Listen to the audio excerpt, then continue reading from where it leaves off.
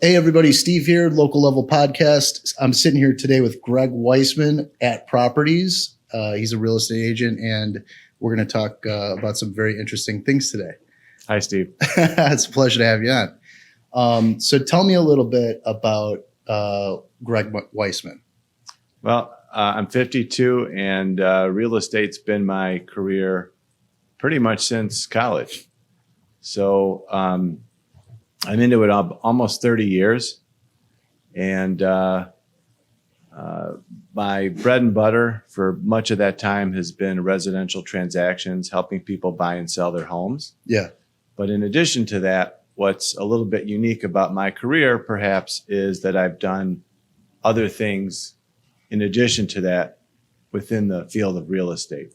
The listeners know, we've done a few interviews with real estate agents before, and it's always interesting to hear the differences in style and the backgrounds. Why did you get into it? What excites you about it? What part of it? And what would you say is your style? It's a good question. I'll go back a couple of sentences. Sure. And touch on the fact that you've got a product to sell. The reality is, in real estate, I'm selling a service. Yeah. I'm the product. Right. The particular property that I'm representing at any one given time is a product. But when you're in the service business, you're selling yourself. Right. And that's what I do. But to that point, I feel, frankly, that I'm better at the day-to-day practice of selling property, helping buyers and sellers keep their lives moving forward. Right. And perhaps not as skilled at selling myself. So that's something that I'm continually working on. Right. Yeah. We talked about that a little bit as well. And, this is something whenever I sit down with somebody, everybody's a little, nervous. It's a lot of times it's people's first time doing an interview, but you've actually been featured on Good Morning America before. Can you tell me a little bit about that? I have. That was kind of a fun experience. My wife would differ with that point because she lived through it as my spouse. But about 15 or 20 years ago, I bought a very small lot in Deerfield. Mm-hmm.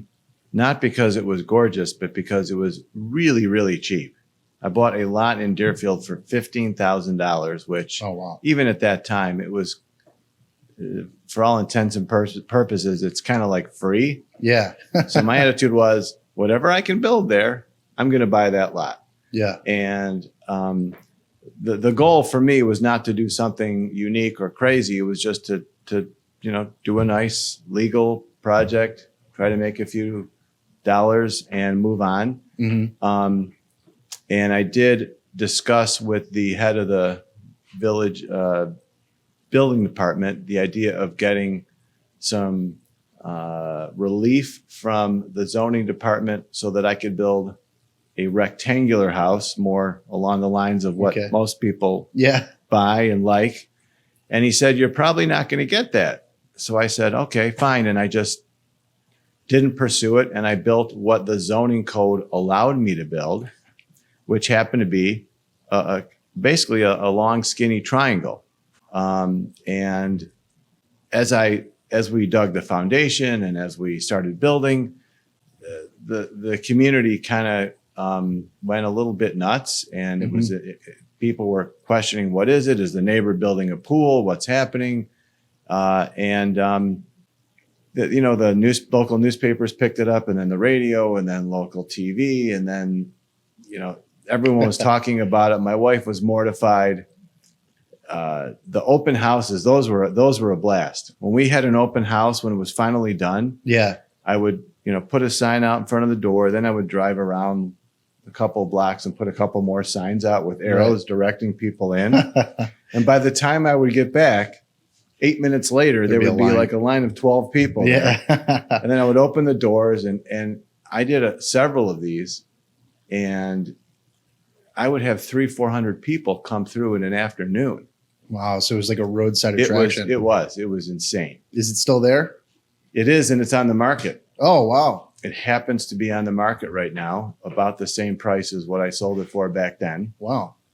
But it was really funny. And then things died down for several months. And then a guy named Mike Leonard, who did humorous personal interest stories for the Today Show Sure. a number of years back, he called me and he wanted to do a bit on the house. And so he did. And that was kind of funny. And Wow. I never thought I'd be on the Today or the house Oh, it was the more Today Show. than me on the Today Show. Gotcha. Yeah. That kind of just like happened, right? It did. It just happened to you. That's right. Wow. That's I didn't seek that out, but it Yeah. it evolved into that. Have you ever like thought about trying to recreate that, or was that just a fluke that would never be able to happen? It was pretty much a fluke. Yeah. Yeah. It was a fluke. So, okay. So, you have people hunting you down trying to get all this information. Why was it a nightmare, according to your wife? Well, as the community was discussing it, Yeah. not everything about it was flattering. Okay. People hate change. Most people don't like real estate developers. They don't like anything about that. So there's this crazy new skinny house being built in town, and everyone was talking about it. And, if my wife was at the hair salon and people were talking about it, she just wanted to crawl into a hole. She hated that whole process. But yeah, we live to tell about it, and we laugh about it now. And it's a good story. It's a good story. It's my 15 minutes of fame, so to speak. Well, it's it's a good story, definitely. Not everybody, that sells real estate ends up on the Today Show. True.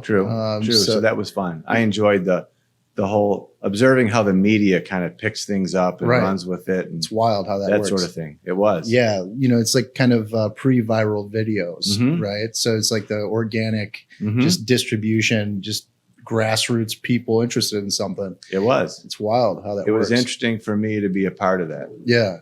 I did a project several years later. I'll just jump in and say that. For sure. Sort of on the same topic, where I did some houses that were not as unique as the Pie House, but they were unique in the sense that they were green. Okay. I had studied a lot about green development, sustainable design, that sort of thing. And I have a passion for it, and I believe in it. And I built 2 spec houses that embraced a lot of those ideals, energy efficiency, walkability, using recycled content materials, addressing things like indoor air quality. And that was also on television. NBC5 did a regular thing where they would highlight some environmental sort of a topic. Wow. And we were on one week, and it was the meteorologist Ginger Z that came to the house and did a little bit, and that was kind of fun as well. Yeah. And those houses won a Good Neighbor Award by the Chicago Association of Realtors that year, which was, I think, 2007 or 8. Wow. And you say that you're not good at promotion. Been on TV twice. Well, the houses were great. Yeah, right. Yeah. That's really interesting. So, I think that maybe you're selling yourself a little short because you got some stories to tell. That's for sure. So, like I was telling you, I was just talking to somebody that does solar. So maybe you actually have insight on this because, the guest that I had on, it's a Phoenix Solar Company. And he was talking about how, you can actually get a loan and there's no money out of pocket to put the solar on the roof, and I asked him a question that you probably can answer. So the question that I asked him was, how does that affect a real estate agent? So like if you're trying to sell your house, is that going to improve the value of the house, having the solar panels on there? Or is it going to be a liability? Is it going to be something that'll actually make it more difficult to sell? Maybe you can answer that question. That's a good question. And there's some research to suggest that there is a small premium that should be achieved by houses that have green features, such as a solar array on the roof. One of the interesting things that's happening with solar is the payback period. Yes, You know, exactly. if you're marketing a house, and I learned this with my spec houses in Highland Park, which won awards, but financially were not Right. a giant win for me. My timing was not ideal. I bought the land in '05 Mhm. and I sold the houses in 2008. So the timing was kind of Yeah, that's less than ideal. right. But as solar gets cheaper and as communities are more receptive to how that's executed on a particular property, Mhm. the payback periods get shorter. So most, and I found that men were kind of, the husbands were more interested in the dollars and cents on a green project, and the Mhm. women were more interested in the impact. less economic oriented items like the indoor air quality and the more healthy environment. Right. Whereas the guys were all about, well, why would I pay more for this house unless I'm going to save money on utilities? Yeah. Yep. It's all about the dollars. Right. So to the extent that we can get green features to have a shorter payback period, more people will jump on board. When it costs $25,000 to do a solar array, and it's going to take you 24 years to get that 25,000 Right. back, it's a hard sell. Yeah, definitely. Which is why a lot of these solar companies, I understand, have different sort of financing models where they can put it in at no upfront cost. Yeah. And you could reap some of the benefits in terms of lower utility bills.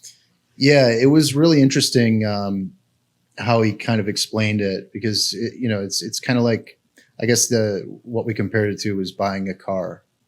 You take out a loan, you get it done, but you have to pay it off. And the main question that I asked is like, is that going to be, since you have this big loan and this, these payments that you have to pay for many years, Mm-hmm. is that going to make things more complicated when you're trying to sell? Because, you might not be there, when you finally pay it off, Mm-hmm. And he said you could transfer it, but you also, the person that purchases the house actually has to be qualified to take over the payments. So it's like another hurdle. That's interesting. Isn't that crazy? To the extent that you're complicating a sale and Yeah. having a buyer have to assume a liability, Right. that could complicate things. Yeah. Yeah. That was my thinking on that. I figured, the more things you have to be qualified for, the more Mm-hmm. transfers and all that stuff, it's more headaches, I figure. Yep. But I mean, it's an emerging market. It's funny because I didn't even know that you were really into the green stuff as much. So it's a perfect. I mean, we just covered this on the other show. So, what other things can people do to make their house more attractive and more green? I mean, because you come at this from the perspective of actually like seeking out properties that are easy to flip, to make a profit on, that are going to be good for your buyers.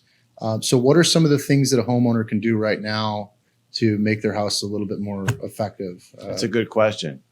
One service that exists that I don't think a lot of people are aware of is something called an energy audit, Mm-hmm. where you can have a professional come into your house and examine things and run certain tests to try to ascertain where you're getting leakage, whether it's windows or attic or whatever, Sure. and they can give you pointers on how to improve it. And sometimes it's fairly inexpensive, and it can not only make the house cheaper to operate from a utility bill standpoint, Yeah. but also just flat out more comfortable. Mm-hmm. Better insulation, more comfort, less cold spots, that sort of thing. I had that done actually at my previous house, and it really made a difference. So I was glad I did. yeah. So who would you contact for that? It's an energy auditing firm, Okay. So and there are lists. I don't remember what the website name would be for a list of certified auditors. but I'm sure Google knows. But if you go to Energy Audit or the Energy Star website, something through the state, Sure. you'll easily find it. Okay. Well, that's helpful knowledge right there. And sometimes it's even just fun to watch the guys, how they test. They have some interesting equipment. They have infrared guns and cameras, and they have little puffers, and they try to detect which way air is moving and that sort of thing. I've seen that with HVAC people, Mm-hmm. you know, the pressure putting, Mm-hmm. you know, by the door jams and all that stuff to see how much air. Oh, the blower door test? Yeah. Yeah. I've That's seen that interesting. done. Yeah, Uh-huh. it is. It really is. So that's your thing. You nerd out with that stuff, right? I do. Yeah. I love learning. I'm not you know, the World's Fair expert, but I've studied it. Yeah. I have a passion for it. I believe it. I believe it's the future. Mm-hmm. And I love learning about it. Things that are kind of in relation to what you do. It is important stuff. And unfortunately, it's not being embraced in our area as much as it is in other areas of the country. Mm-hmm. But I'm hoping that we're going to get there very soon. Yeah. From what I hear, we're one of the biggest up and coming markets for solar. Interesting fact that I heard was that the number one solar, I guess, market is actually in Germany, which has a much harsher climate as far as sun, like the amount of sun, which is very strange, you know, because people think that, you know, we live in Chicagoland, you know, the northern U.S. states, we get snow half the year or more, and solar doesn't really come to the forefront of your mind as a homeowner. It's not something that you think is going to be viable, but it sounds like it actually could be a real thing. I think it can be. Yeah. Part of it is literally, and I had a company come to my house to do an analysis just recently. Oh, wow. And part of the analysis is which way does your roof face? Yeah. Yeah. And what sort of trees do you have that would shade the panels? So it's not just the climate, but it's your specific situation. Yeah. Yeah. A southern facing panel. Yeah, if you have an unobstructed, huge south exposure, that's ideal. Yeah. Yeah. One of the things that other real estate agents, brokers have talked about is, you know, when they're selling a home to somebody, if they're specifically like a gardener or into gardening, you know, the amount of sun that comes into the yard and the direction, that's an important thing as well. It makes an enormous difference because I've tried and failed miserably at gardening because I didn't have an appropriate amount of light, among other things. On top of having minimal skill, I didn't have the amount of sunlight that a vegetable garden needed. Yeah, it's those are things that people don't think about. You know, those little things about a property, I figure are when you have that kind of background knowledge, you know, and you can kind of like take that into account when you're helping somebody find the correct place. Goes such a long way. So, I mean, what would be getting a little bit into the business side of what you do specifically? What would you say is your golden client? Who is if you could have a client, the same type of client, the same type of needs walk through the door or call you every day, what would that client be? That's a great question.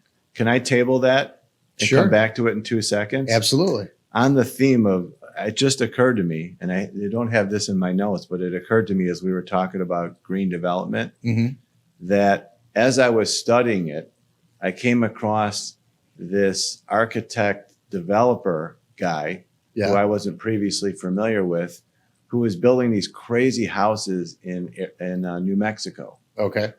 In a community called Taos, Taos, New Mexico. And as I'm reading about him, I learned that you can rent one of these houses.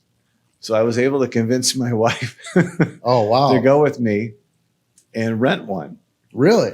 And he called them earth ships, and it looks kind of like a hobbit hole. It's the house is made out of tires, used car tires that are kind of stacked and filled with earth, and then they cover it with earth, so it looks like a little hill. Yeah. And there's only one exposure, and the one exposure is facing south.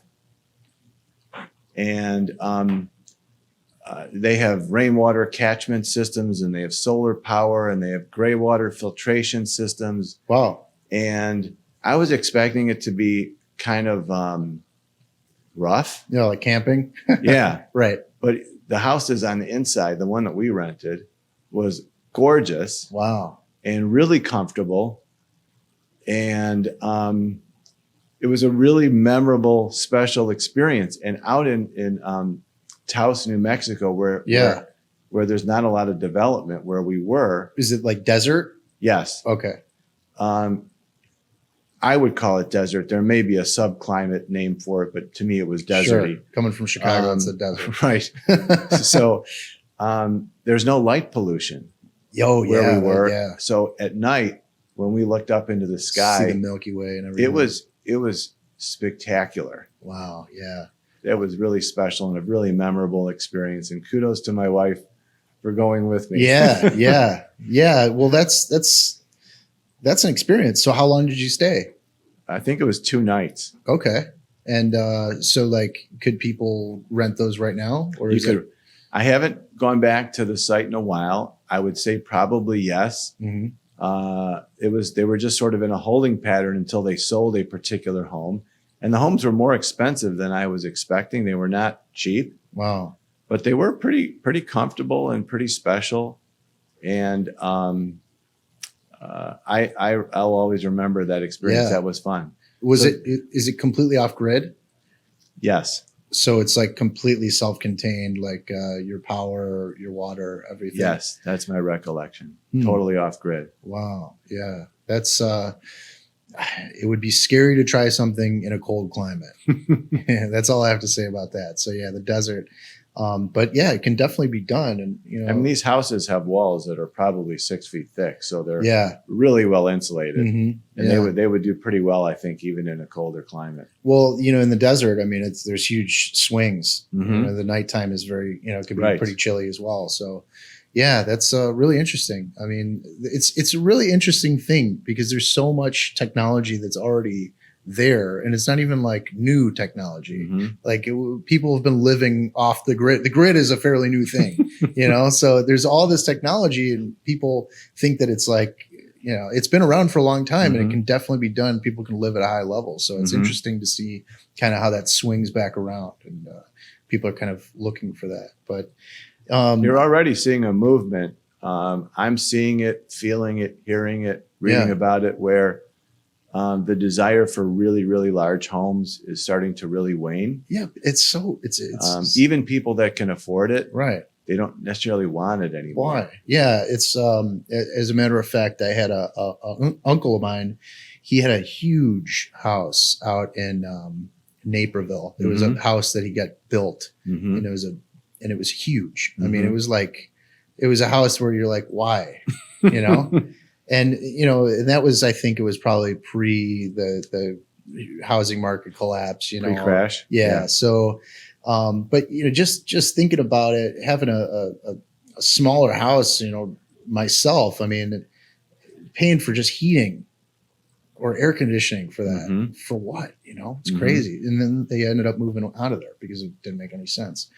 So yeah, I mean, if you're, I think the McMansion is kind of going out of style. Would you agree with that? It is. Yeah. There's still people that are doing custom builds. People that have money can do what they want. Yeah, and some of them are very particular. And there are still big houses that sell, mm-hmm. but there's not the demand that there was before. And in my recent experience, the most unbelievable deals, certainly on a price per square foot basis, but just in terms of the value relative to the value 5 years ago type of thing, are on the bigger, more expensive homes. People are just trying to get rid of them. Yeah. I mean, some of those people with the $5 million, the $4 million, and the $3 million homes, they literally have to take a 50% price cut in some cases to sell them. Not in all cases. Right. Sure. In some cases. Yeah. That's a huge hit. It's a huge hit. It's wild. That's wild. And So when did you get started in real estate? I know I asked you before, but you've been doing this for Early 90s. yeah. So you've seen a couple I've seen some cycles. swings, yeah. Can you tell us a little bit about your experience in the latest, downturn? And are there any parallels now that you're seeing, or is it a healthy market right now? The market is fairly balanced depending on where you're looking. If you're looking for a big house, Yeah, if you're the buyer, you're in control. You're in a good position. You should be able to get a good deal on something. right. But as you come down the scale in terms of more moderately priced houses, it's just a function of all the typical criteria. How much do you want to spend? Where do you want to live? What sort of condition are you willing to deal with? You know, if you're willing to buy a house that needs a lot of work or needs a fair amount of work, Mm-hmm. you can do better again than if something is turnkey, ready to go and beautiful and clean and Right. modern and current looking. Mm-hmm. Yeah. And so, like, your experience in the last downturn, how did that go for you? So to finish answering your last question, which I don't know if I'm doing a good job of answering everything, but Doing a great job. what I'm seeing is that buyers are really well educated. They're really well informed. They know what's going on. They know what the inventory is, and they're not overpaying for stuff. They're really, really careful. Mhm. So I've operated in markets where if you want to buy something, you just have to be fast and furious, and you're writing deals on the hood of your car and all that kind of stuff. Those stories you've heard. Yeah, definitely. And I've seen it. I've seen when things nosedived, and now I think it's kind of like okay. I think that our state is under a bit of a dark cloud. There's a lot of people that I have talked to, including friends, relatives, clients, who are either getting out of state or planning to get out of state because they're very concerned with a lot of our financial issues, including what's going to happen with real estate taxes, how we're going to solve the pension fund crisis, and all these things. It's, our area has so much going for it that I think people kind of take for granted. Yeah, definitely. We could be doing better. Yeah. Reputationally and that sort of thing.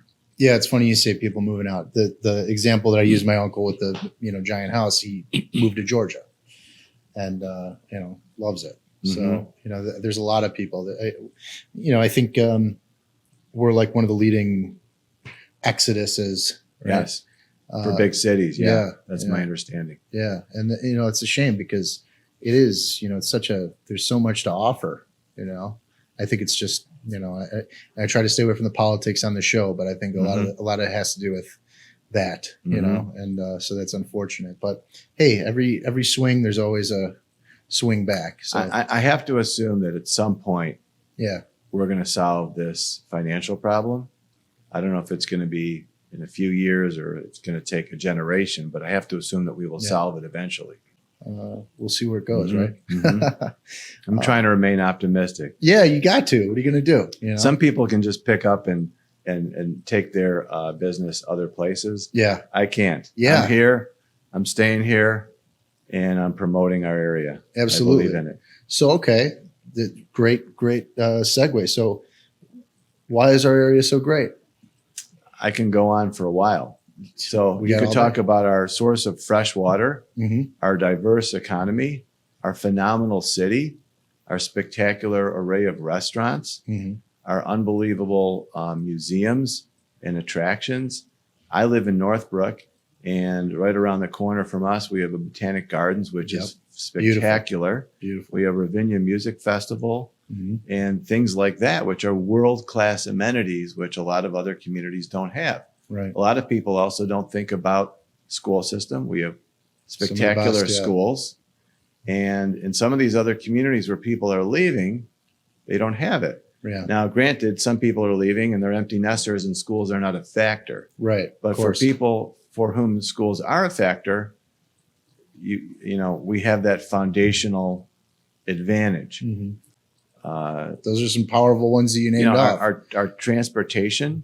Oh yeah, definitely. Public transportation, Yeah. much better than in a lot of other places. Our airports. Yeah. We have a lot going for us. Yeah, we don't have, you know, if you can handle shoveling snow and the cold, you're pretty good because we don't have earthquakes. We don't have forest fires. There's no crazy natural disasters. Every now and then there's a flood, Des Plaines River Basin or whatever. But you know that going in, right? So, but for the most part, this is definitely a great region. You know, Steve, it wouldn't surprise me. I've been saying this to some of my friends. If in 10 or 20 years, people started flocking back to the Midwest because of the fact that we have fresh water and we don't have that litany of other natural disasters that other communities have. Right. Hurricanes were left off your list. Definitely. And specifically, even though we are in the Midwest, with the Great Lakes, we're buffered from tornadoes as well. Right. So for the most part. So to some extent, yes. Yeah. And so I mean, it's definitely, I mean, you don't have to sell me on it. I'm a strong proponent of Chicagoland area. I love it here. You know, I mean, yeah, I agree. I think people will probably move back when times change, taxes change a little bit, maybe. To answer your question about my ideal client, right, which was asked a few minutes ago, and I digressed a little bit. No problem. The answer is, you know, a lot of people talk about statistics and interest rates and markets moving this way and markets moving that way. No one has ever called me because interest rates went down 1/4 point. Right. People call me for every other reason except that. They got married, they got divorced, they had another kid, someone died, all, you know, job transfer. Right. That's why people call me. And they normally when people call me, they just want the assistance they need to help their lives moving forward. They want the real estate assistance that they need to keep life moving forward. So families that are committed to keeping their life moving, you know, selling their house, getting to their job out of state, buying a bigger house because they now have 3 kids as opposed to 2, that sort of thing. Those are great clients because they're gonna do it. They're gonna follow your advice. They're going to value your judgment, and they're going to make a transaction. The clients that are tougher are the ones that, maybe I'll move, maybe I won't. I don't need to move, but no urgency. If something hits me in the face, I'll move. Those are the ones that, you know, you have to consider, do I want to spend a lot of time on that or not? Yeah, definitely. Would you say that the easier clients are the ones that probably are looking towards you for your expertise and trusting you rather than thinking they know about the market and they're kind of it's very hard when there's not a fair amount of trust. I'm typically helping people with their largest asset. And when there's a lot of second guessing and when there's any mistrust, it just makes for a harder go. When people buy in, they tend to do better. And it doesn't have to be me. When people follow the advice of their intelligent realtor who is in the market every day and knows what it takes to buy and sell a home, they do well. I had a house in Northbrook a couple of years ago. I had it listed, I think, 4 times over 2 years, and I couldn't sell this place. And every time we listed it, the homeowner did a little bit more work, you know, based on the feedback I was getting. We would take it a little farther, a little farther, a little farther, because it was kind of dated and a little bit unusual. And then finally we sold it. And a lovely young family bought it. And they called me about 18 months, and they were on the other side of the transaction.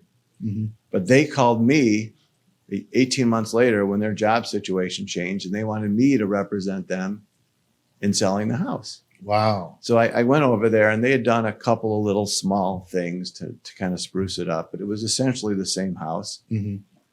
And they said, Greg, we need to be out.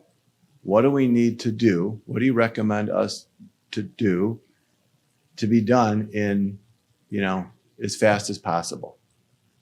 Right. I brought over my stager. I have my own opinions, but I typically work with a stager who I value highly. He's got some great ideas. And as a team, we walked through, we gave him a list of 5 or 10 things, a little bit of accents here, do this there, paint this, do that. They did every single thing we asked them to do. No questions. We worked together really well. We put the house on the market. We sold it for over full price in less than 48 hours. Wow.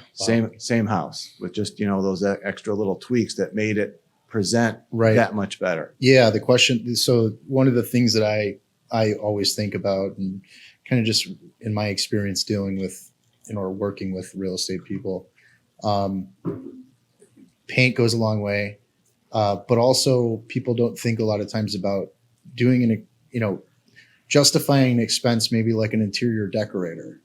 If Staging is spectacular. right, If you want to know what moves the needle in real estate, staging. right. The return on your investment with staging can be astronomical. It can be 5 to 1, 10 to 1. Yeah. Would you invest $5,000 on your house before you sell it if you got an extra $50,000 for it in a heartbeat? Yeah.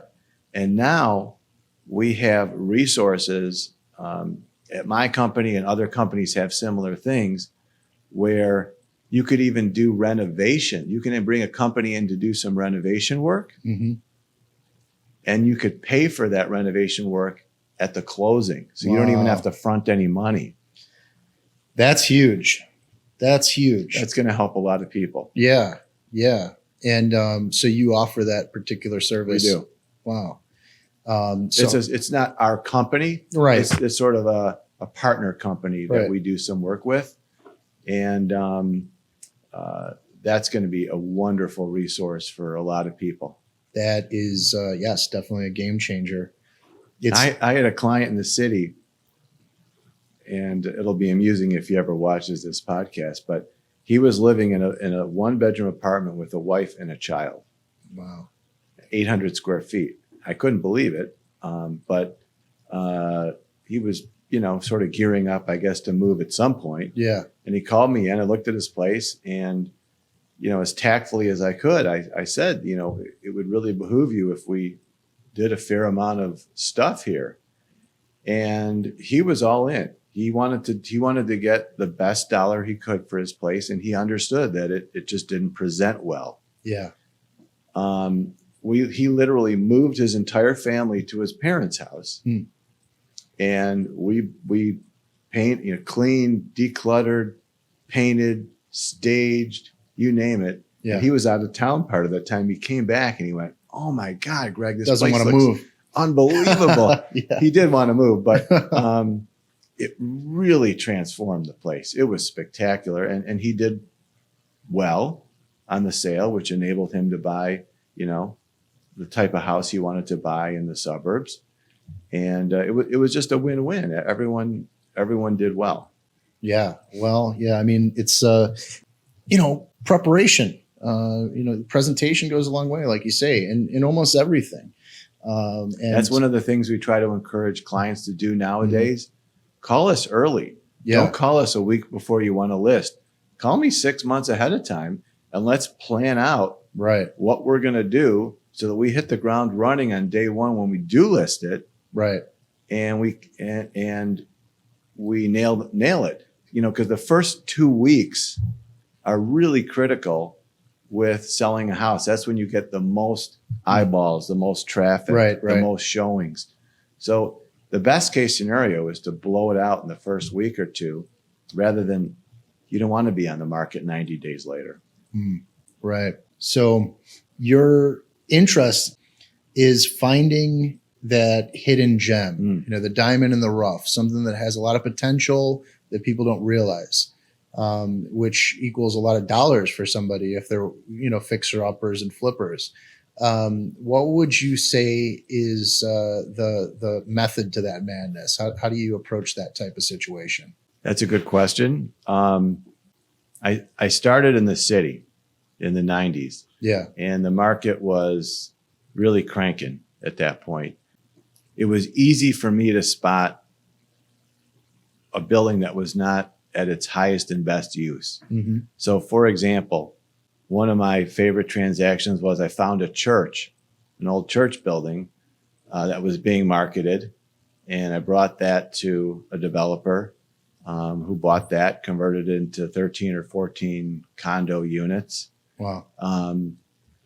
The biggest deal I was ever part of is there was a 300,000 square foot, 6-story loft building in River North, which was vacant. Wow. And at such a price and very well suited to be converted to residential condos.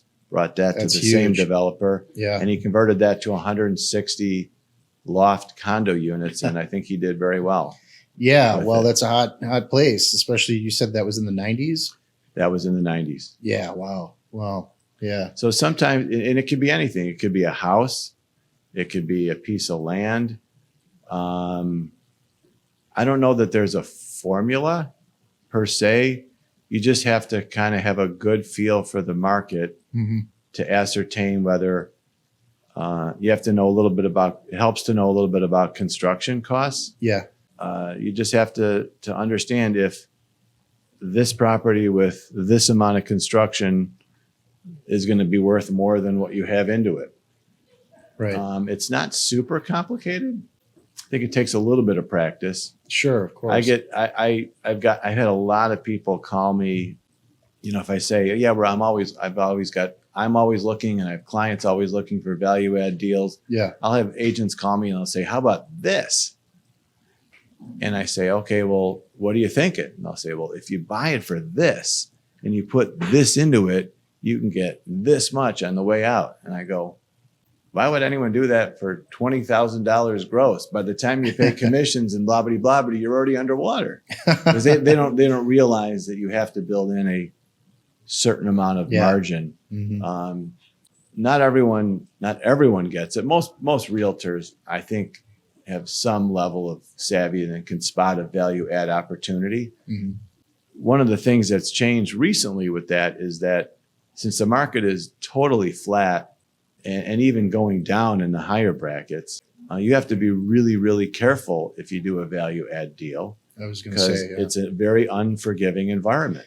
Yeah. When the market's going up 5 or 10% a year, you can have a little issue with your execution and you could still make money. When the market's flat or down, you really have to do everything right. Your numbers have to pan out right for things to be profitable. Yeah. And there's also the time, where your money's tied up in something. And that's what kills a lot of people. I've actually Miro interviewed a few of this, flip people. Mm-hmm. Some are a lot more successful than others. Some of the scary things that I've seen, and tell me if maybe I'm being too scared, but people almost like advertising that they're taking out credit, like lots of credit to put into flips, like getting lots of credit cards and stuff like that. And that's like their business model of applying for credit cards. And, no, that's not the way you do it. Well, I wouldn't imagine so. So devil's advocate on their side. So if you have a credit card that gives you rewards points, say, and you have like a $50,000 limit or something, and you get X amount of dollars in rewards for spending X amount of dollars, and that's where you get your profit. That's what people are doing. That's pretty scary, right? I've never met a guy that had that business model. Real estate is a fairly capital intense business. You can use some leverage with real estate, and you can use leverage really smartly, which is financing part of a purchase. Right. It's leverage. But a smart developer is going to be well capitalized enough to be able to remain standing when things don't pan out exactly as you hoped. Right.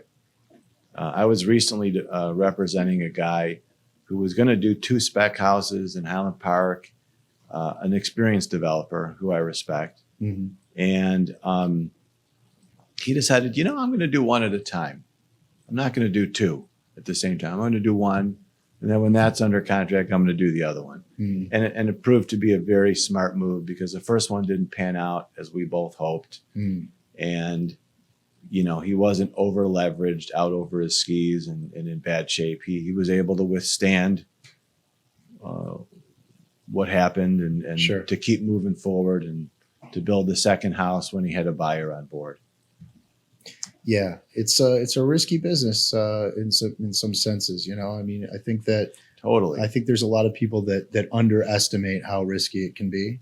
Yes. Have you encountered people that you have seen Oh, really screw up? Oh, yeah. I've seen a lot of people have lots of problems. Mm-hmm. And at the same time, I've had some colleagues of mine recently where we look at certain properties that have changed hands and undergone a rehab, and we say to each other, how the heck did they get this amount of work done and price it here? Do they have slave labor? Are they stealing their materials?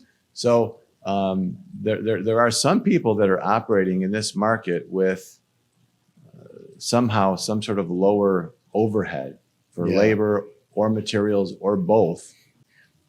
It's such there's a lot of shadows in that in that market, the flip and stuff. But and then the scary thing is that it might look really nice. It might pass a shady inspection or something, and then you buy it and then the place falls apart. That's a concept that I really struggle with. Is that the reality is that developers want to put all their money and the things into the areas of a house where people can see them and touch them. Yeah. They don't want to put any money into the other important components of the house that people don't see, feel, and touch. I am uncomfortable as a developer ever hiding something that I know is nefarious. Right. So I recently did a project in Highland Park, and I noticed as we started tearing up carpeting, I noticed some mold on the plywood. And it involved having to remove all sorts of cabinets and replacing some flooring, and I did it. I could have easily just rolled some new carpeting down and just moved on, but I'm not wired that way. I wouldn't want someone to do that to me. Yeah. And as an unsuspecting buyer, and I could not do that myself to someone. So I did what I felt was the right thing to do in the construction, and but not profitable. Yeah, yeah, and a lot of times people don't realize that that there is an issue like that until it's too late. If they're flipping it, I would imagine. Sometimes people don't know. Yeah, and sometimes people don't care. Yeah, and they'll do what's most profitable. Put some sealer on it and say it's done. There's ways there's a lot of ways you can shortcut construction. Yeah, for sure. Yeah. Well, hopefully, for the most part, it usually comes out in the wash afterwards. It takes a while, but it's a shady thing sometimes. So what would you say for somebody thinking about getting into the business of flipping? What would be your advice? What would you say? That's a great question. I would say to be very disciplined. Mm-hmm. Sometimes you can sort of move your numbers around and say, yeah, if I just do a little bit, if I move this here, move that here, I can make this work. Run your numbers conservatively, and if they don't work, don't buy it. Yeah. Discipline is the way to go. My dad would always tell me, and he's not a real estate guy, but he would always tell me, you make your money on the buy. In other words, if you buy in low, you've already got a little bit of margin built in. Right. And that's great advice. You can't always buy something on the cheap, which is what I would tell him. I said, Dad, if I only bought stuff when it was undervalued, I would never buy anything because it's hard to find stuff undervalued. We have a very efficient marketplace now. Mm-hmm. It's hard to dig up opportunities that other people are not aware of. Right. Yeah. So now that everything's kind of online, you know, right. or in databases that other there's people can see. There's so much information out there. So Mhm. you just need to bring a fair amount of discipline to the table, and maybe it takes you an extra 6 months to find your first deal, but when you do it, it works out rather than doing your first deal prematurely and early, and then it not working out, and then you never do another deal again because it was such a souring experience. Yeah. So to the point of information, I'll go back to the whole brokerage side of my business, which is what I'm really doing most of these days anyway, because of the fact that real estate information is so available and so ubiquitous now. Right. The role of the realtor has changed. It used to be that we had control of all the information, and if people wanted it, this might even be before your time, people had to use a realtor because they didn't have realtor.com and Zillow and Right. Trulia and all that. Nowadays, people have almost as much information as we do. Right. Yeah. So the value that a realtor adds is not as much always information, It's but experience. just guidance and experience. Right. How do you help someone navigate a transaction or a pair of transactions as efficiently as possible, managing risk, managing aggravation, that sort of thing? Have you encountered somebody that's a little over involved in the process, you know, and how do you kind of manage that? So I have had situations where people say, I want you to redo this photo. I want you to redo that photo. I don't like your description here, you know, Right. giving me a lot of directions. And I'll tell people if I think they're doing themselves a disservice. But generally I try to, if the suggestions are reasonable and it makes someone feel better about how they're presenting their property, I will usually go along with it. The point is not to have a fight and to decide, you know, to establish who's in charge. Right. I'm working for them. Mhm. I'm simply their agent. If this is what they want, unless I think it's against their best interests, I will generally comply. Yeah. Well, it makes sense in your industry because, like you say, you're an agent for them. You know, you're working for them, so you don't want to argue with your customers, right? Right. Usually, people are pleasantly surprised. They'll see the brochure and they'll go, "Oh my God, this looks phenomenal! I love the photos," and they're really pleased with the description because that's what I do every day. Is I read those, I write those, and I kind of have maybe a better feel than they do for what people want to read and what they want to see and what's important and what isn't important. When you're writing details of a property, you know, for a listing, what are the things that stand out in your mind? What are the most important things that you want to cover? That's a good question, and that depends on the submarket. You know, your description is going to be very different if it's a $3 million home than if it's a $250,000 home. It's just night and day. But one thing that I tend to do is to not get too wordy. Yeah. Sometimes we were just reading one in the office the other day that was literally, it was like hundreds and hundreds and hundreds of words. And we all looked at each other in this meeting. We said, you know, no one wants to read that. No, even realtors don't want to read that. So I think there's something to be said for choosing your words and keeping it brief, hitting all the high points, letting the pictures flesh out some of the more details, and letting someone come to the property and get more details as they tour it. Yeah, one of the things with writing copy and things like that is, you know, if you answer all their questions, then they have no reason to call you, right? So that's a good point. Yeah, so you want to leave something to the imagination. You want, you know, a level of like mystery, right? I mean, you want to answer the basics, like, okay, you know, it has X amount of bedrooms and bathrooms, but you know, we get into the details, I figure, but Yeah, you definitely want a reason for them to contact And no one's you. going to spend 5 minutes reading a description. Yeah, right. They'll spend 30 seconds. And That's they'll- about it. Yeah, they'll mostly look at the pictures and see if they like it. So that's a huge part too. What do you do as far as photography goes?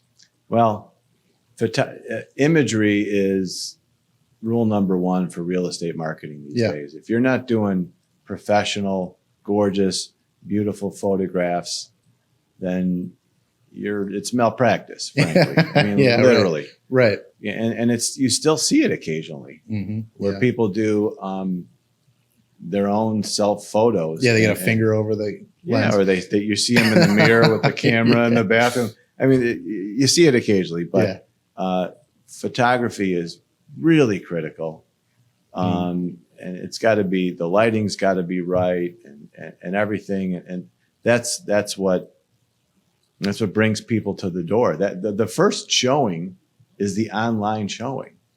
It's not when they come to the door. That's the second showing. Right. It's not like it used to be pre-internet, Right. Nowadays, majority of the processes It's online. Yes. Yeah. And I have people that tell me about listings before I tell my buyer clients. Yeah. That tell me about a listing that they want to see before I've even just looked at it or discussed it with them. Yeah. Because they get the pop-up notifications as fast as I do. Yeah. Yeah. I mean, when it goes on the MLS, people, a lot of the websites are direct, I mean, it's right there. So they're seeing what you're seeing, not all the details, but they see the pictures. Exactly. And it is a game changer. I can imagine that there's been a huge shift since you started. What would you say are the main differences from when you started out to now? Well, I touched on the fact that it used to be the clients would have to call us for information. Right. Believe it or not, right about when I was starting is the time at which the multiple listing service changed from a book into an online database. Yeah. Did you know that? It used to be I didn't a know that. listing book this big that people got every week or every month. And it was ridiculous. Now we can sift and sort and hem things in into it, like, oh, I need something with a first floor master bedroom and I want it to be this price and I want it to be this amount of square feet with this many garage spots and this lot size. So you can really organize your data. Absolutely. With the book, you literally would it was like the this size one? of a Do you phone like this book. one? Do you like this one? It was ridiculous. So thank God that was being phased out about when I was starting. The one advantage of the old system is that for a investor, for example, real estate was the information was a little more disjointed. It wasn't as well organized. It wasn't as ubiquitous and democratic.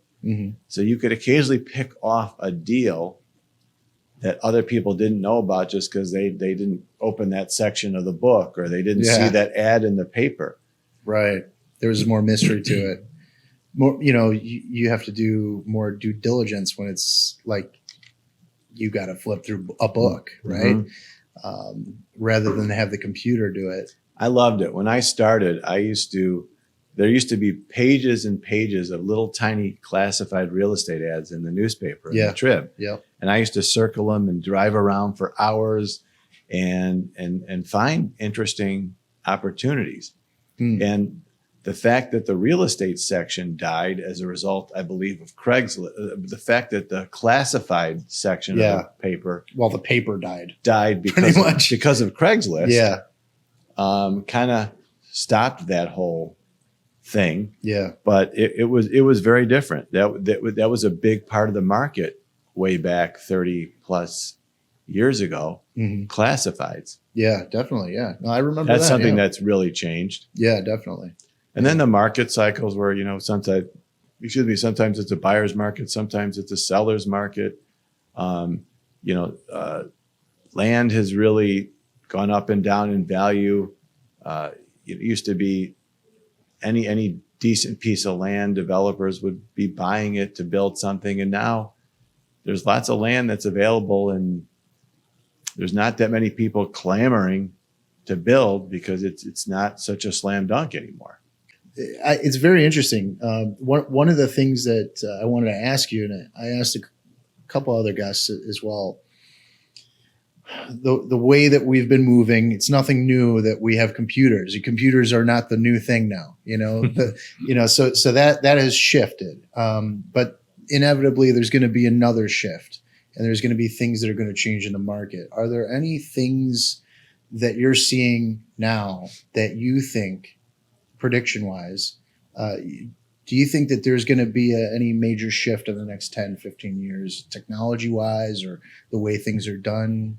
Is there anything kind of on your radar? There's a lot of things going on in real estate, as there are in a lot of other industries, which are shaving margins.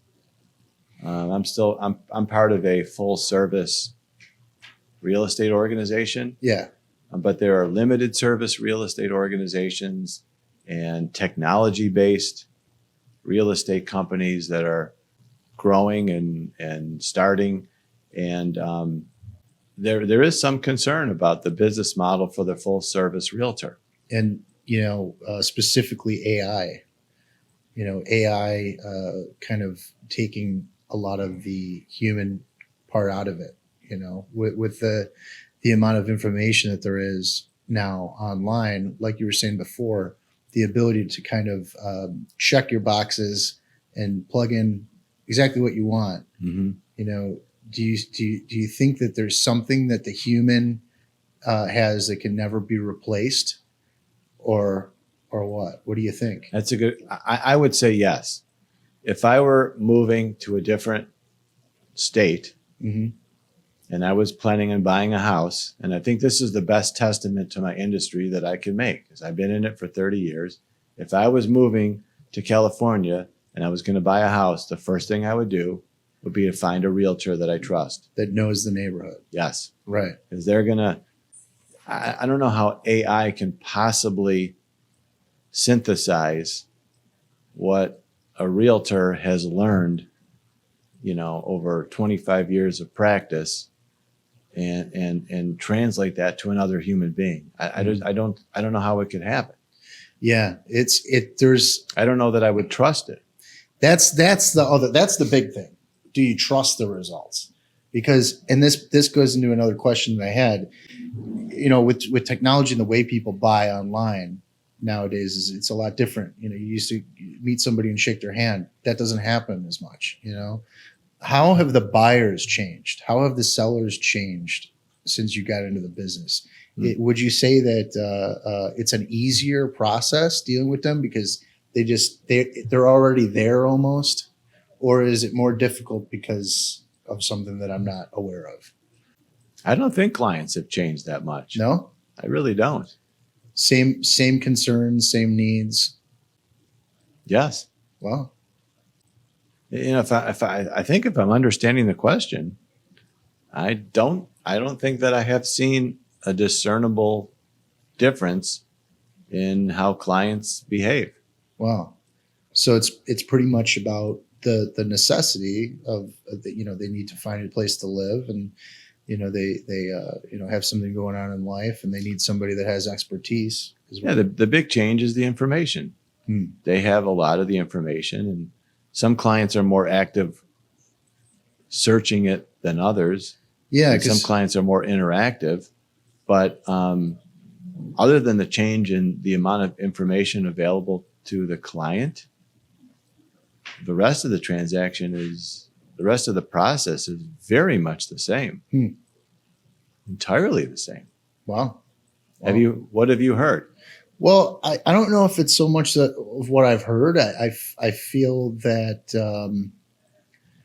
the fact that people have a lot more information available to them can either, and this is why I ask you, because you're in the industry, it's like it could either complicate it because there's too many choices, or it could, put the wrong types of things in their head because they're listening to other people's experiences that they normally wouldn't have heard. I think it really just boils down to information overload. Whenever you're trying to put choices in front of somebody, you don't want to put one choice. You don't want to put 1,000 choices. You want to put 3 or 4. you know. And when you go above and beyond that, now it's like, anxiety. There's too much going on, and I think that complicates things. I mean, that's just my guess. With other industries, I figure it should be similar in some way. But you're on the ground handling clients, so it's interesting to hear that you're saying that. I think that I think there's probably changes that you don't even realize because you've been in it constantly. But it is interesting to see that people haven't changed. It's just the things that they have access to have. Yeah, I don't think they have. Wow. I think it's the same sort of concerns that come up. One thing that I do when I'm working with buyers that I have found is I like to just pound the pavement. I want them to see 10, 20, 30 properties within their Fit their criteria. The properties that fit their criteria. Thank you. Because then they're going to be literally as much of an expert in their market as I am. And they will be able to spot an opportunity. And when they have a context of several dozen properties over whether it's several weeks or several months, they're gonna feel like they know the market. And then when the right deal comes along, they're gonna know it. And they're gonna move forward, and they're gonna feel comfortable about moving forward because they know that they know what's going on. Yeah. Rather than taking someone's word for it. Right. There's been times when I've seen the best. It could be if I'm going out with a family on day one, first property, and that's the one, the perfect match. Yeah. But they're not ready yet. Wow. A lot of families, they have no context yet. Now, so in my mind, I'm always thinking about the sale in a psychological sense, and how people work and how people come to the decision, because that's just the experience of kind of what I do. So is it in the buyer's best interest to see things that don't fit what they want for reference? Yes. Right. So do you take that into account? I think so. Yeah. So I don't generally drag my clients around to a bunch of houses that I know that they would never buy. But sometimes if it meets their general criteria, even if I think it's probably not a match, sometimes you have to go and walk through it together. Yeah. And discuss it as to why it's not a match. Or maybe it surprises you. This is a match. Yeah. And here's the reason why. Huh. Yeah. Yeah. That makes a lot of sense. I mean, because it is, you said it. I mean, it's the biggest, one of the biggest decisions that people ever make, and saving money and all this. And, you're not going to be moving every year to a new house. Right. And the length of ownership is trending upward. Instead of people trading houses every 7 or 8 years, it's lengthening meaningfully. And I think the average is now 11, which is on a percentage basis. That's a big change. Yeah. Definitely. But one of the other changes that's happening, as far as I'm concerned, in the Chicago area, in terms of working with clients, it tends to be a lot more fun working with buyers because buyers are generally kind of happy when the transaction's over. They got a new house. Yeah, and definitely. It's an exciting adventure.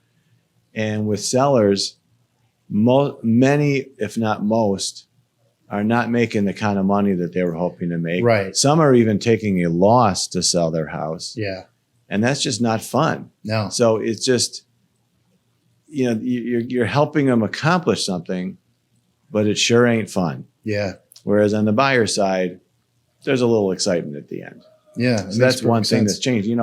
In the heyday when things were going crazy, you could help a family and they're, oh, look, we just made $200,000. That's doesn't awesome. happen as much. You don't see that. Yeah. Yeah. Since everything's right there, you can see, there's information overload. There's no margin for you to kind of, no wiggle room really, I figure. And it's really interesting. There's so much that goes into this stuff. So, I like the idea of, you're educating somebody on what they want and, they know what they need but sometimes what they need and what they want aren't necessarily the same thing. I mean, when you walk, so take me through a showing. What do we're walking into a house, that has 3 bedrooms. That's what I wanted. It has the hardwood flooring. It has whatever, this and that. It's got a basement. Okay. What are the questions that you ask people? What are the things that you say to people as you walk through the threshold? It can be very complicated because a husband and a wife are not always on the same page. Yeah. Right. Before the showing, during the showing, after the showing. But one of the things that I think a savvy realtor can do for their client is helping them look past the superficial stuff. Mm-hmm. So you might have a client fall in love with this sexy new kitchen with the quartz counter and the shaker style white cabinets and this and that. Sure. And the stainless appliances. And you might remind them that, this really isn't that much bigger than the condo that you're leaving. And maybe you want something that's not as sexy, mm-hmm. but has a bigger basement and a better backyard and this and that. And you know what? For, $10,000, you could paint it and have new flooring in this room and that sort of thing. So you want to help people make a good longer term decision, I think. Yeah. And not get dazzled by the superficial stuff that can emotionally distract people. Well, that goes into the presentation. So that's a trick. I mean, it is a trick, So, I mean, in my mind, is if I were to be having this conversation I guess as a guess, I figure I would probably say, these are things. You're buying what they're in, Mm-hmm. You're buying the house. So these things can come and go, it's about the bones, what are we buying here? It's relevant to the extent a house has been updated. Sure.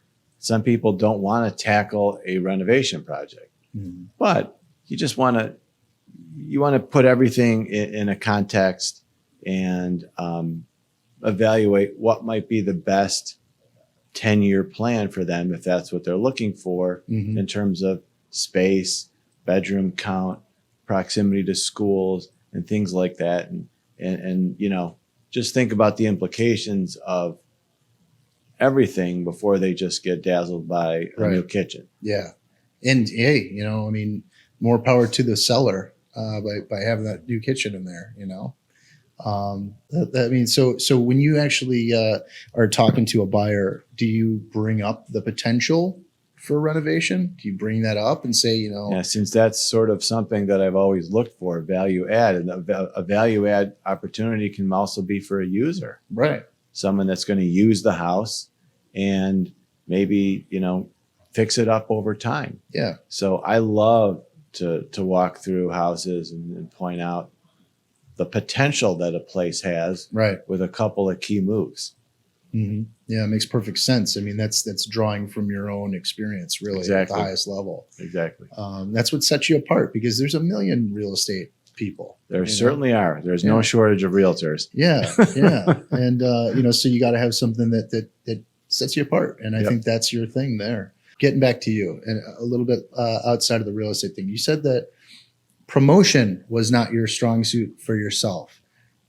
I disagree to an extent, just with what we've talked about a little bit. I think that obviously everybody can kind of improve on those things. But what do you think that? Why do you think that is? Is there a reason why you don't? Maybe do you not feel comfortable promoting yourself as much? I guess I would put myself in the category of someone that would rather under-promise and over-deliver. Sure. Rather than vice versa. Mm-hmm. I'm not a shy person, but I'm not a big talker type of guy. Hype person. Yeah, I'm not a big talker type of guy. And it's just something I need to work on. The real estate, the reality of the real estate business is it's not about houses. You're selling yourself, and you need to create leads. Yeah. And lead generation is really separate from houses. Yeah, I mean, that's some people get into the business thinking, "Oh, I love walking through houses," and and that's great. And I like walking through houses too, and I like talking about houses, and I like learning about construction, and I like all that stuff. But the business, unfortunately, because there are so many realtors, is about lead generation. Yeah. Yeah. And then, the next step is using those leads effectively, Yes. I've always tried to, one way I've tried to set myself apart is, since I got in the business kind of young, I thought no one is going to hire a 22-year-old to represent them with a significant piece of real estate. So I started taking classes. And I have accumulated over the course of 28 years a sort of somewhat comical amount of real estate certifications and designations. I didn't forget about that. And to the point where I need to just kind of pull the plug on that and just, focus on now it's everyday time to stuff. do it. Right. So, but meanwhile, I'm doing another one as we speak. But, I actually enjoy going to class. I like learning. I like reading. Yeah. And you can always learn more. Sure. I've got designations that dealing with seniors, green, sustainable housing stuff, dealing with commercial property. And I like learning new things. I don't ever want to be stagnant. So I probably will continue to take these courses and do these designations, but I wouldn't see any reason why not to. That's one technique that I've tried to employ over the years to kind of make clear that it's not a part-time thing for me. This is my occupation. It's my profession. I'm all in. Yeah. It's full-time. This is what I do. I'm not leaving it. And well, there's a lot of tourists in the real estate industry. There's a lot of people that get into it as, hey, I could try this. Second career, part-time career. Exactly. Right. And they're entitled to, and sure. It's perfectly you got fine. You got to start somewhere or do something, see if it's a good fit. That's the biggest thing about trying things, try things out. You don't know. I mean, you have one life, so why not? One of the things that I find interesting talking with, people on this show and just in general is that generally the people that have the highest level of skill are the people that doubt themselves the most. And it's called imposter syndrome, and it's so there's also the opposite, where people that don't really have a good understanding of something claim to have a really good understanding of something. And that is, it's the opposite. So that's interesting. The more you know about a topic. I don't think I've ever heard of that. Yeah. It's the imposter syndrome. Imposter syndrome is where you feel like you're not as good as the other people because you know more. You know that there's things that you don't know, So that's a big thing. And a lot of entrepreneurs and people like that deal with that. That's part of the thing. So it's a big thing. I'm going to read about that. Thank you for mentioning it. Absolutely. Yeah. And it's very true, because whenever you kind of feel like you're not up to the level of the people around you, in your case in particular, you've been doing this probably 3 times as long as some of the people that you're looking at and saying, oh, well, that person, and it's really just all in your head, because you are an authority. You do have the credentials. You have been doing this, and it's almost a lot of salespeople and a lot of people, in that type of industry, will sell themselves short, and you have to sell yourself first in order to sell other people, and people forget that because you're always focused on external things, and that's a really interesting line of conversation that I like to have with people, because sure, we could talk about, okay, this is how you sell this is how I was trained, people want this, here's how much it is, cool, that's fine, but there's so much more involved in these types of things. The person, your confidence, sincerity, all those things it's a whole package, and that's what I love about talking with people like yourself. It's very interesting conversation. So I guess coming back around, as far as not promoting yourself, that sometimes could be a symptom of an imposter syndrome. Do you feel that maybe that is something where you feel like maybe, is there something almost like a self-consciousness that comes into that. Maybe. I hope you're right. I think you've given me a little more self-awareness today, to be honest with you. Wow. Maybe that is part of what I'm dealing with. Yeah, I deal with it too. Yeah. And, people that I talk to deal with it. I mean, it's something that people don't like to admit, but when you hear it, and it kind of is like, oh, wait, it's probably true. It's probably true, and, truth sometimes wakes you up a little bit, but, that's a good thing though, and, I think that, the impact that you make on your customers is life-changing, I mean, sometimes it is. Yeah, but a lot of times I would imagine. I mean, purchasing a home or selling a home, it's like one of the biggest things, right? So, even though it's a short period of time that you interact with somebody, it's just a transaction. It's a life-changing transaction for a lot of people. Sometimes you get kind of close to your clients. You spend a lot of time with them. Sometimes, it could be 3 or 4 hours in a car. Sometimes you have lunch during your tour. Right. And you do that several weekends in a row, and sometimes there's a lot of emotion, that's coming into play with a purchase or a sale, and you get shockingly close to a family or an individual. Yeah, and I've made some friends, and it's fun. One of my favorite experiences is when I was representing a lovely family. Looking for their first detached single family home. They had owned a condo before. They were in a rental now, and then they're moving to they wanted to find a single family home. And it was kind of amusing because the wife is kind of a type A type of person. Sure. Half the properties that we saw, she would say, let's just do this. Let's buy this. Let's get it over with. And the husband and I would say, I don't think we've seen enough. Hold on a second. Yeah. Let's give it a little more time. And we would talk her, and I had to literally talk her out of several deals. Wow. In some very lengthy phone conversations. And the husband and I were kind of working as a team, and not to try to take advantage of anyone, but just to do what we thought was best for the family. Right. So we hung in there several extra weeks or months, I don't even remember. And we ended up finding a property that was not being marketed very well, with crappy photographs, inadequate description. And they bought a property for arguably $50,000 less than what it was worth. Wow. And this is not a high income family. They do fine, but they're not millionaires. And that $50,000 that they earned when they signed the closing documents on paper, that equity that they achieved by buying that house is real money. Yeah. That's real money. That's going to speak to their financial security on a going forward basis. And I feel it's huge. So good about that, because I really like those people. And by kind of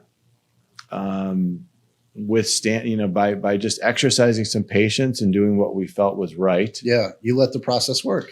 Yeah, you did your job. We found him a phenomenal deal. The house was 10 times better than anything we were looking at. It just couldn't have worked out any better. That's great. Yeah. Yeah. I mean, is that what keeps you going? Yes. And they just sent me a text a couple of weeks ago, and it was from their son, who was saying, thank you for helping us buy this great house. We love it here. And that made me feel so good. Wow. Yeah. I don't get that every day. No. But that one just made me feel like $1 million. That's great. Yeah. I love those stories. I mean, it's, you got a lot of fans you don't even know about, Isn't that crazy? It's crazy how that stuff works. But, man, we did an hour. Did we? Yeah, we did. All right. You got me through it. Thank you. Yeah. For anybody that's in the market, buying or selling, if or even just questions, it's very clear Greg's been doing this for a while and he knows his stuff. So where's the best way to find you? What do you want to promote? To the website, phone? What's the best way to contact you? GregWeissman.com would work. My phone number is 312-802-7585. I'm not even sure which camera I'm supposed to be looking at. And My email would be gsweissman@atproperties.com. And I look forward to meeting anyone that wants to chat about real estate. Absolutely. Yeah. Well, Greg, it's really been a pleasure here. We could easily do another hour or two. Thank you, Steve. It's been fun. Absolutely. So I appreciate you. And thanks for tuning in, guys. Bye-bye.